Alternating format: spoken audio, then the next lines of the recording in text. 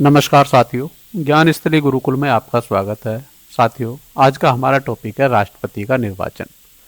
राष्ट्रपति का निर्वाचन बहुत ही इम्पोर्टेंट टॉपिक है।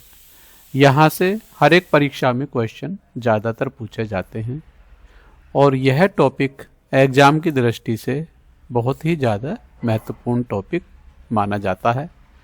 तो राष्ट्रपति का निर्वाचन, भारत में राष्ट्रपति का चुनाव प्रत्यक्ष नहीं होता है, बल्कि यह अप्रत्यक्ष निर्वाचन होता है। प्रत्यक्ष का मतलब साथियों यह है, जिसको जनता डायरेक्ट वोट देती है वो प्रत्यक्ष चुनाव होता है। जिसको जनता डायरेक्ट वोट न देकर जनता के प्रतिनिधि वोट देते हैं वह अप्रत्यक्ष निर्वाचन होता है। तो राष्ट्रपति के निर्वाचन में लोकसभा, राज्यसभा, विधानसभा और विधान परिषद के निर्वाचित सदस्य वोट देते हैं। तो इस दृष्टि से यह अप्रत्यक्ष निर्वाचन माना जाता है। आगे निर्वाचन मंडल। लोकसभा के निर्वाचित सदस्य, राज्यसभा के निर्वाचित सदस्य, सभी राज्यों की विधानसभाओं के निर्वाचित सदस्य, दिल्ली व पुडुचेरी के विधानसभाओं के निर्वाचित सदस्य इसमें भाग लेते हैं। जो राष्ट्रपति द्वारा 12 सदस्य नामित होते हैं राज्यसभा में, वो इसमें भाग नहीं लेते हैं। यह भी आपको ध्यान रखना है। निर्वाचन पद्धति। निर्वाचन पद्धति आनुपातिक प्रतिनिधित्व प्रणाली द्वारा होती है। आनुपातिक का मतलब, यदि राष्ट्रपति पद के लिए 4 उम्मीदवार खड़े हैं तो हमें चारों को वोट देना होता है। उसमें पहला नंबर हम किसको रखेंगे, दूसरे नंबर पे किसको रखेंगे, तीसरे पे किसको रखेंगे, या किसी को भी हमें वोट नहीं देनी है, नोटा के तहत रखना है तो हम नोटा के तहत किसको रखेंगे। इस प्रकार यह आनुपातिक प्रतिनिधित्व एकल संक्रमणीय सिंगल ट्रांसफरेबल वोट एसटीवी कहलाता है। यह गुप्त मतदान होता है। योग्यता, राष्ट्रपति पद के लिए भारत का नागरिक हो, न्यूनतम आयु 35 वर्ष हो, लोकसभा सदस्य बनने की योग्यता रखता हो। साथियों, राष्ट्रपति बनने से पहले कोई भी सदस्य लोकसभा का सदस्य होता है और जो सदस्य राष्ट्रपति चुनाव में भाग लेता है, राष्ट्रपति बनने के बाद उसकी सदस्यता समाप्त हो जाती है। तो लोकसभा सदस्य बनने की योग्यता का मतलब इस प्रकार माना जाता है। आगे चलते हैं। कार्यकाल 5 वर्ष होता है। पुनः निर्वाचित हो सकता है, दोबारा भी चुनाव लड़ सकता है। चुनाव का संचालन, राष्ट्रपति का चुनाव भारत का निर्वाचन आयोग कराता है। विवाद होने पर राष्ट्रपति से संबंधित विवाद सर्वोच्च न्यायालय में जाते हैं। सर्वोच्च न्यायालय राष्ट्रपति से संबंधित विवादों का निपटारा करते हैं। तो पहला प्रश्न, भारत में राष्ट्रपति का चुनाव किस पद्धति से होता है? तो यह अप्रत्यक्ष निर्वाचन पद्धति से होता है। जनता इसमें सीधे भाग नहीं लेती है, जनता के प्रतिनिधि इसमें भाग लेते हैं। राष्ट्रपति के निर्वाचन में कौन मतदान करता है? तो निर्वाचित सांसद और विधायक इसमें मतदान करते हैं। राष्ट्रपति के चुनाव में नामित सदस्य, ऑप्शन डी, मतदान नहीं करते हैं। राष्ट्रपति के निर्वाचन में किस प्रणाली का प्रयोग होता है? तो यहां आनुपातिक प्रतिनिधित्व प्रणाली का प्रयोग होता है। अगला प्रश्न, राष्ट्रपति के चुनाव में किस प्रकार का मत प्रयोग में होता है? तो एकल संक्रमणीय मत यहां प्रयोग में होता है। राष्ट्रपति के चुनाव में मतदान किस प्रकार का होता है? तो ये एक गुप्त मतदान होता है। राष्ट्रपति चुनाव में दिल्ली विधानसभा के सदस्य मतदान करते हैं। राष्ट्रपति चुनाव में पुडुचेरी के विधायक मतदान करते हैं।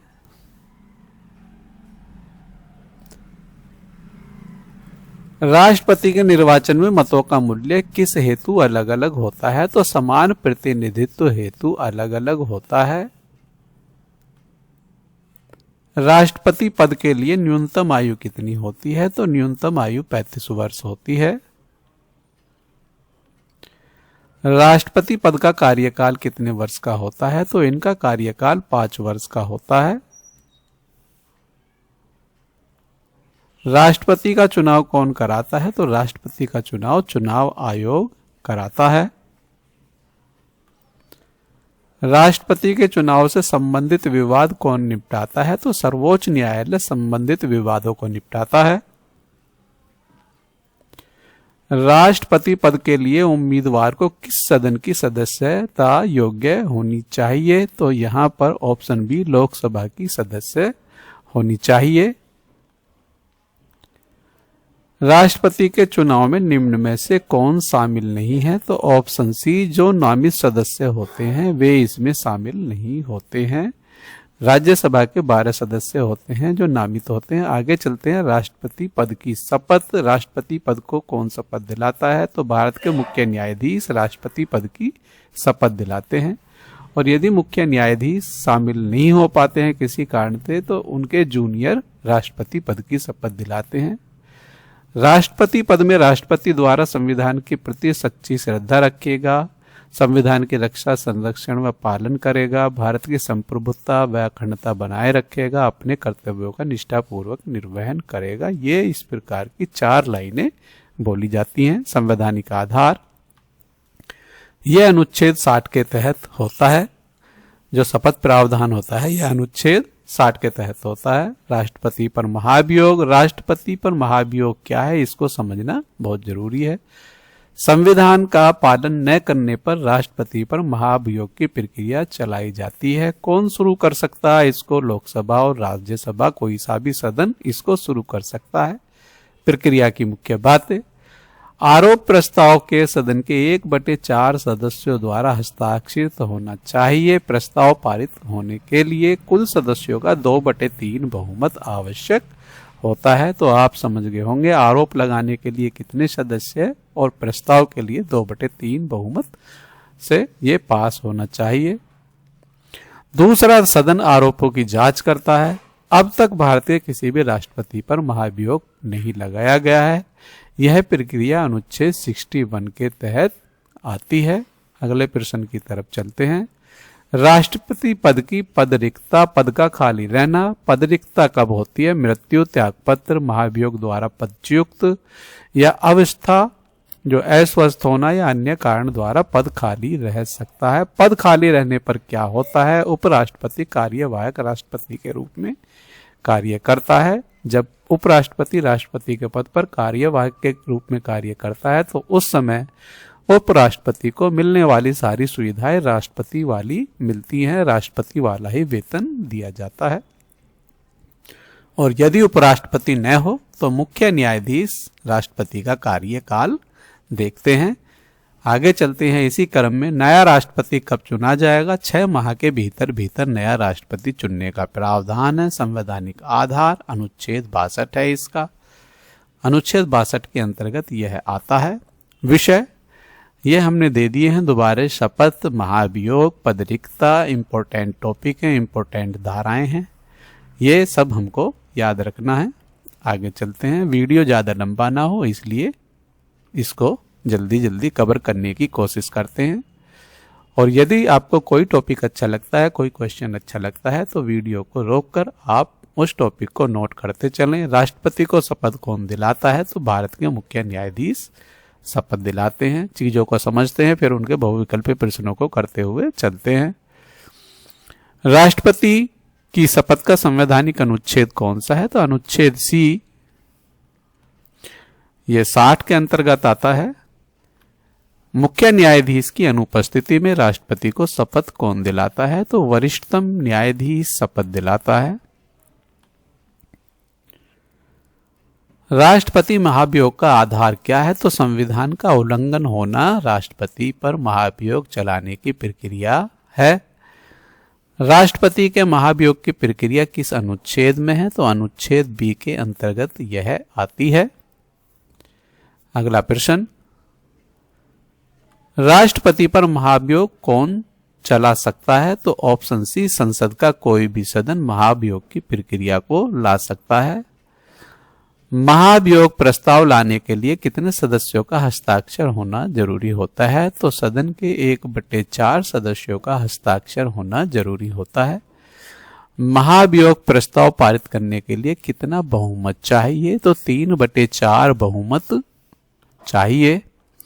अब तक भारत में कितने राष्ट्रपतियों पर महाभियोग हुआ है तो एक भी राष्ट्रपति पर अभियोग नहीं चलाया गया है।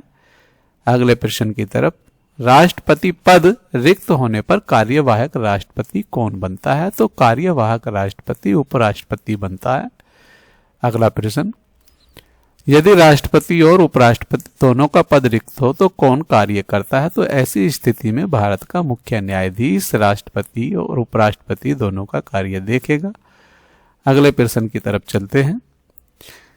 उपराष्ट्रपति का कार्यकाल तो राज्यसभा का उपाध्यक्ष भी देख सकता है, लेकिन राष्ट्रपति का कार्यकाल मुख्य न्यायाधीश देखेगा। यहाँ थोड़ी सी मिस्टेक हुई है, इसको आप ठीक कर लें। राष्ट्रपति पद की पद रिक्तता का अनुच्छेद कौन सा है? तो अनुच्छेद C 62 है इसका।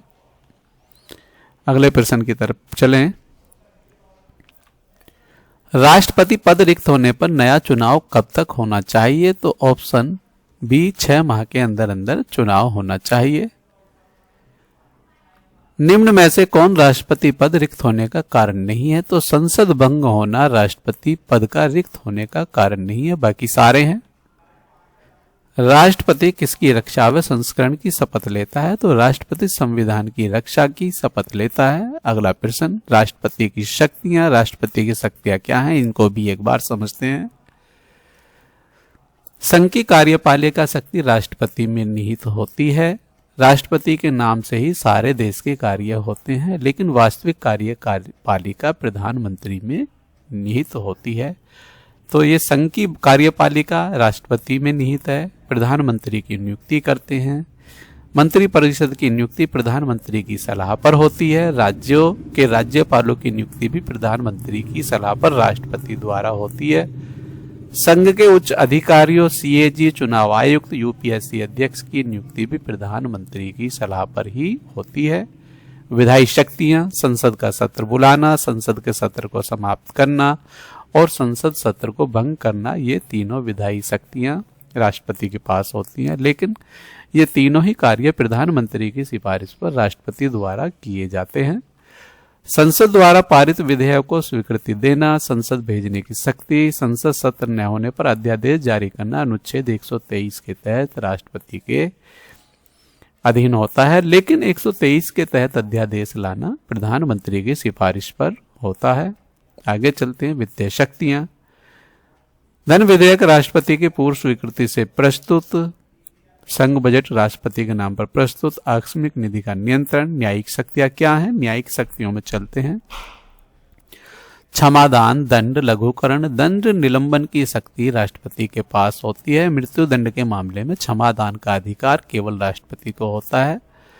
तो ये लघुकरण और दंड निलंबन ये दोनों राज्यपाल द्वारा भी किए जा सकते हैं। आगे चलते हैं। आपातकालीन शक्तियां। आपातकालीन शक्तियां 352, 356, 360। तो इनके बारे में राष्ट्रीय आपातकाल 352 के तहत लगेगा, राष्ट्रपति शासन 356 के तहत लगेगा और वित्तीय आपातकाल अनुच्छेद 360 के तहत लगेगा। 360 के तहत आज तक एक बार भी आपातकाल की घोषणा नहीं की गई है। राष्ट्रपति के कर्तव्य, संविधान की रक्षा, संरक्षण, पालन, राष्ट्र की संप्रभुता व अखंडता बनाए रखना, लोकतांत्रिक व्यवस्था का संरक्षण और मंत्रिपरिषद की सलाह के अनुसार कार्य करना, संकट काल में संविधान के अनुसार निर्णय लेना, ये राष्ट्रपति के कर्तव्य हैं। राष्ट्रपति की वीटो शक्ति क्या होती है? वीटो पावर की तरफ एक नजर मारते हैं। राष्ट्रपति के पास संसद द्वारा पारित विधेयकों पर निम्न वीटो शक्तियां होती हैं। वीटो, पूर्ण वीटो, विधेयक को स्वीकृति न देना, ये पूर्ण वीटो होता है। सामान्य निजी सदस्य विधेयक पर निलंबन वीटो।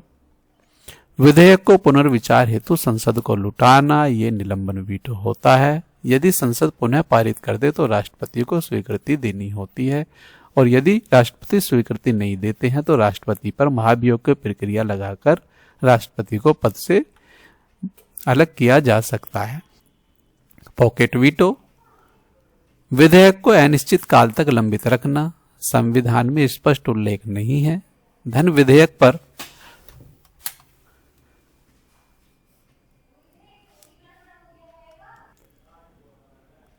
पॉकेट वीटो, विधेयक को अनिश्चित काल तक लंबित रखना और संविधान में इसका स्पष्ट उल्लेख नहीं है कब तक लंबित रखा जा सकता है धन विधेयक पर। राष्ट्रपति पॉकेट वीटो या निलंबन वीटो का प्रयोग नहीं कर सकता है, केवल स्वीकृत या अस्वीकृत कर सकता है। पहला प्रश्न यहां से, भारत के कार्यपालिका शक्ति किसमें निहित होती है? तो कार्यपालिका शक्ति राष्ट्रपति में निहित होती है। अगर यह होता भारत की वास्तविक कार्यपालिका किसमें निहित होती है, तो वास्तविक कार्यपालिका प्रधानमंत्री में होता फिर हमारा। तो प्रश्न को हमें समझ के आगे बढ़ना है। अगला प्रश्न, राष्ट्रपति प्रधानमंत्री की नियुक्ति किस आधार पर करता है? तो लोकसभा में बहुमत के आधार पर यह करता है। अगला प्रश्न, राष्ट्रपति किसे नियुक्त करता है? तो राष्ट्रपति उपयुक्त सब मुख्य न्यायाधीश, राज्यपाल, नियंत्रक एवं महालेखा परीक्षक सभी की नियुक्ति करता है। संसद सत्र न होने पर राष्ट्रपति कौन सी शक्ति का प्रयोग करता है? तो सत्र न होने पर अध्यादेश शक्ति ऑप्शन बी का प्रयोग करता है। राष्ट्रपति की अध्यादेश जारी करने की शक्ति किस अनुच्छेद में है? तो अनुच्छेद 123 ऑप्शन सी के अनुसार सही। अगला प्रश्न, राष्ट्रपति की वित्तीय शक्ति का उदाहरण कौन सा है? तो ऑप्शन बी धन विधेयक की पूर्व स्वीकृति। अगला प्रश्न, राष्ट्रपति को क्षमादान की शक्ति किस श्रेणी में आती है? तो ऑप्शन सी यह न्यायिक श्रेणी में आती है। मृत्यु दंड के मामले में क्षमादान देने की शक्ति किसके पास होती है? तो मृत्यु दंड के मामले में यह शक्ति राष्ट्रपति के पास होती है। राष्ट्रपति का मुख्य कर्तव्य क्या है? तो ऑप्शन सी संविधान की रक्षा करना इनका मुख्य कर्तव्य है। राष्ट्रपति किसकी सलाह से कार्य करता है? तो राष्ट्रपति, देखो यहां सलाह की बात होती है। अगर राष्ट्रपति को कानूनी सलाह लेनी है तो सर्वोच्च न्यायालय के मुख्य न्यायाधीश से सलाह लेता है, और यदि राष्ट्रपति को कार्यपालिका के कार्य संबंधी सलाह लेनी है तो फिर मंत्री परिषद या प्रधानमंत्री से सलाह लेता है। तो यहां प्रश्न में थोड़ा क्लियर नहीं किया गया है, इसलिए मैंने आपको दोनों तरह से बता दिया है। अगले प्रश्न की तरफ चलते हैं। राष्ट्रपति के वीटो शक्ति का संबंध किससे है? तो वीटो शक्ति का संबंध विधेयक से होता है, ऑप्शन सी हमारा। अगला प्रश्न, राष्ट्रपति द्वारा विधेयक को पूर्ण रूप से अस्वीकार करना क्या कहलाता है? तो यह पूर्ण वीटो कहलाता है, ऑप्शन सी। अगला प्रश्न, विधेयक को पुनर्विचार हेतु संसद को लौटाना कौन सा वीटो है? तो यह निलंबन वीटो है। अगला प्रश्न, विधेयक को अनिश्चित काल तक लंबित रखना कौन सा वीटो है? तो यह पॉकेट वीटो है। दोनों का हमको अंतर याद रखना है। राष्ट्रपति किस विधेयक पर निलंबन वीटो का प्रयोग नहीं कर सकता? देखिए, धन विधेयक पर नहीं कर सकता है, बाकी पर निलंबन वीटो का प्रयोग कर सकता है, ऑप्शन सी हमारा सही है। अगले प्रश्न की तरफ चलते हैं। राष्ट्रपति किस विधेयक पर पॉकेट वीटो नहीं लगा सकता है? तो धन विधेयक पर पॉकेट वीटो नहीं लगा सकता है। फटाफट अगले क्वेश्चनों की तरफ चलते हैं। संविधान संशोधन विधेयक के मामले में राष्ट्रपति, ऑप्शन सी हमारा, स्वीकृति देने के लिए बाध्य होता है। धन विधेयक वापस नहीं होता है कभी भी। और खास बात यह है, धन विधेयक हमेशा लोकसभा में लाया जाता है। धन विधेयक के लिए कौन सा विधेयक धन विधेयक है, इसका निर्णय लोकसभा अध्यक्ष द्वारा किया जाता है। तो सारी चीजें हमें ये भी ध्यान रखनी है। राष्ट्रपति की आपातकालीन शक्ति का सही युग्म कौन सा है? तो ऑप्शन बी बिल्कुल सही युग्म है। देखिए, ऑप्शन बी इसका सही युग्म है। 352 राष्ट्रीय आपातकाल और 356 राष्ट्रपति शासन और 360 वित्तीय आपातकाल। तो ये इस तरह से हमको ध्यान रखना है। अगला प्रश्न, राष्ट्रपति की वीटो शक्ति का उल्लेख संविधान में पॉकेट वीटो स्पष्ट नहीं है। तो ऑप्शन सी। अगले प्रश्न की तरफ चलते हैं।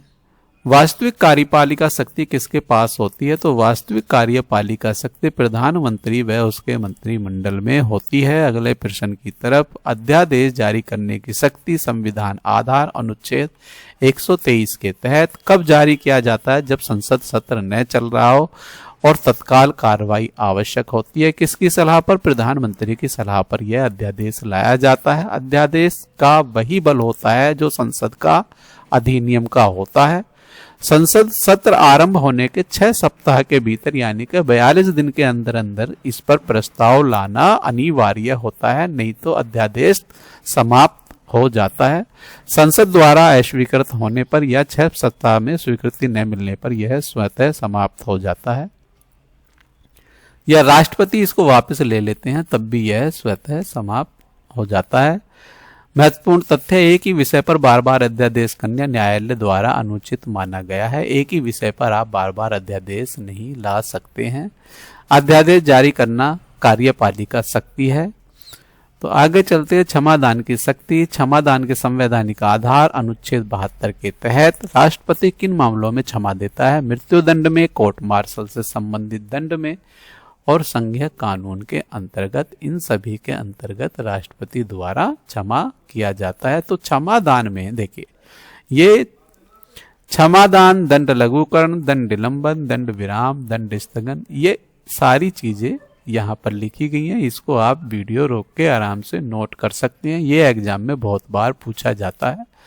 तो पहला प्रश्न हमारा सामने है। पहले प्रश्न का आंसर बी है, 123 के तहत यह होता है। अगला प्रश्न, राष्ट्रपति अध्यादेश कब जारी कर सकता है? तो ऑप्शन सी, जब संसद सत्र में न हो तब जारी कर सकता है। अगला प्रश्न, अध्यादेश जारी करने से पहले राष्ट्रपति किसकी सलाह लेता है? तो सबसे पहले यह मंत्री परिषद की सलाह लेता है, क्योंकि यहाँ पर कानूनी सलाह नहीं है, ये किसी कार्य को करने के लिए है जिसको मंत्री परिषद से यहाँ सलाह लेगा। यहाँ भी अध्यादेश, ये अध्यादेश का मामला है। अगर कानूनी सलाह की बात आएगी तो राष्ट्रपति सर्वोच्च न्यायालय के मुख्य न्यायाधीश से कानूनी सलाह लेगा। बस ये हमें ध्यान रखना है।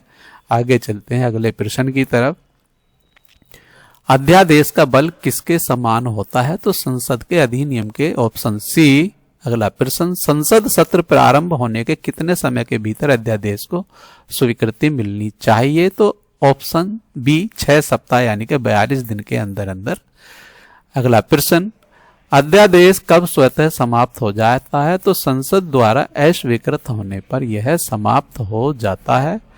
एक ही विषय पर बार बार अध्यादेश जारी करना माना गया है, तो यह कार्यपालिका की शक्ति का दुरुपयोग माना गया है। आगे चलते हैं, राष्ट्रपति की क्षमादान शक्ति किस अनुच्छेद में है? तो अनुच्छेद 72 में, 72। अगला प्रश्न, राष्ट्रपति किस दंड में क्षमादान दे सकता है? तो उपयुक्त सभी में क्षमादान दे सकता है। ऑप्शन डी हमारा यहाँ पर सही। अगला प्रश्न, कोर्ट मार्शल से संबंधित दंड में क्षमादान की शक्ति किसके पास है? तो यह राष्ट्रपति के पास होती है। अगला प्रश्न, दंड को पूर्ण रूप से समाप्त करना क्या कहलाता है? तो पूरी तरह से क्षमादान कहलाता है, पूरी तरह से समाप्त करना। अगला प्रश्न, कठोर दंड को हल्के दंड में बदलना क्या कहलाता है? तो ऑप्शन बी, दंड लघुकरण। लघु मतलब छोटा करना। अगला प्रश्न, विशेष परिस्थितियों में दंड में कमी देना क्या कहलाता है? तो ऑप्शन सी, ये रेस्पाइट कहलाता है। दंड को अस्थायी रूप से रोकना क्या कहलाता है? तो ऑप्शन बी, रिप्राइसिव कहलाता है। देखिए साथियों, ये अंग्रेजी में भी आपको इस तरह से पूछे जा सकते हैं, तो मैंने दोनों तरह से ये आपको प्रश्न दे दिए हैं। दंड की अवधि घटाना क्या कहलाता है? तो ऑप्शन डी, दंड निलंबन कहलाता है। राष्ट्रपति किसकी सलाह पर क्षमादान देता है? तो राष्ट्रपति मंत्री परिषद की सलाह पर क्षमादान देता है। आगे, राज्यपाल को क्षमादान की शक्ति किस अनुच्छेद में है? तो राज्यपाल को क्षमादान की शक्ति अनुच्छेद 161 के अंतर्गत है। अगला प्रश्न, राज्यपाल निम्न में से किस दंड में क्षमा नहीं दे सकता है? तो यह मृत्यु दंड में क्षमा नहीं दे सकता है, बाकी सब में क्षमा दे सकता है। तो ऑप्शन सी, अध्यादेश जारी करने की शक्ति का स्वरूप क्या है? तो कार्यपालिका। ऑप्शन सी, अध्यादेश जारी करने की शक्ति किस स्थिति में समाप्त हो जाती है? तो संसद की स्वीकृति से यह समाप्त हो जाती है। साथियों, इसी के साथ आज का यह टॉपिक हमारा पूरा हुआ। राष्ट्रपति से संबंधित सारे प्रश्नों को हमने यहाँ सम्मिलित कर लिया है, कोई भी प्रश्न छूटा नहीं है। यदि इसके बाद भी कोई समस्या हो तो आप कमेंट बॉक्स में लिख के समस्या से संबंधित जानकारी हमसे प्राप्त कर सकते हैं। वीडियो यदि अच्छा लगा तो वीडियो को लाइक कीजिए और वीडियो को शेयर और सब्सक्राइब कीजिए। मिलते हैं नई पॉलिटिकल साइंस की वीडियो के साथ, तब तक के लिए जय हिंद, जय भारत, धन्यवाद साथियों।